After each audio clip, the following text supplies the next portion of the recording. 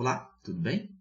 Vamos resolver a questão 11 do concurso público para jornalista da Prefeitura Municipal de Pindamonhangaba. Bora lá? Questão na tela. Questão 11, então. O gráfico representa a distribuição das respostas sim e não. Sim e não. Dadas em uma pergunta feita para certa quantidade de pessoas. Então, foi feita essa pergunta aqui, ó. Você já prestou algum concurso público? 60% disse que não e 40% disse que sim. Cuidado com a observação da legenda, está invertida aqui na questão das cores, né? Então, toma cuidado, porque isso pode ludibriá-lo aí na hora da resolução, ok? Bom, essa certa quantidade de pessoas, para facilitar o seu entendimento, vamos utilizar 100 pessoas. Então, aqui a gente tem que 60 pessoas das 100 responderam que não prestou aí nenhum concurso público, né? Já 40 pessoas responderam que sim, já prestaram aí algum concurso público. Tranquilo até aí? Bom, então a gente vai utilizar o universo de 100 pessoas para responder essa pergunta dada, e o percentual dessa pesquisa está representada nesse gráfico de setores. Vamos ver o que o exercício pede no comando para você executar.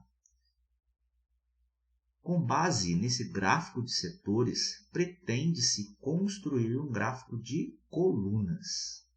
Um gráfico de colunas. Nesse caso, as colunas representando as respostas devem ter a mesma largura. Por que devem ter a mesma largura? Porque num gráfico de setores, a largura dessa coluna ela não influencia, né, na quantidade respondida.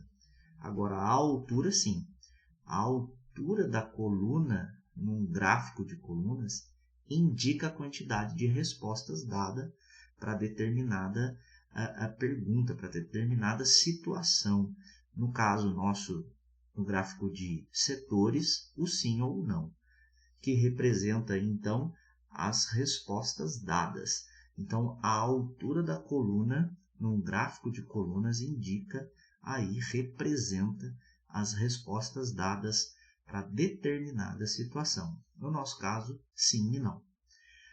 Bom, e aí temos 5 alternativas, A, B, C, D e E, né? Então, a altura da coluna que representa as respostas não deve corresponder a 1,2 da altura da coluna de sim, ou representa as respostas não, deve corresponder a 1,5 da altura que representa as respostas sim. Bom, o que essa questão pede para a gente? Está pedindo a representação decimal dessa quantidade. Então, vamos aqui para a nossa lousa aqui.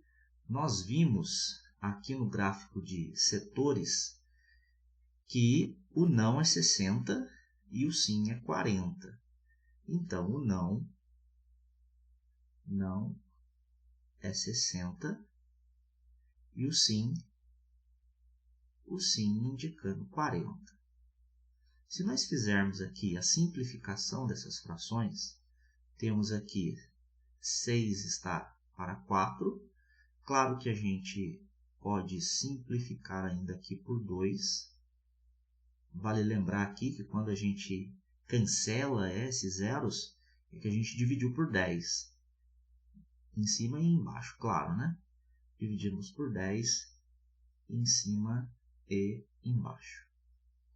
Bom, continuando aqui, temos então 6 dividido por 2, 3, e 4 dividido por 2, 2, temos aqui a representação decimal de 1,5.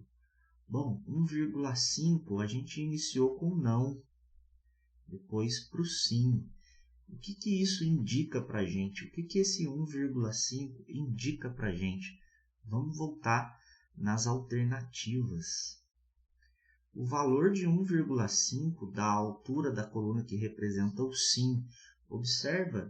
Vamos observar aqui que no gráfico de setores, por exemplo, o não ele tem o maior percentual de respostas.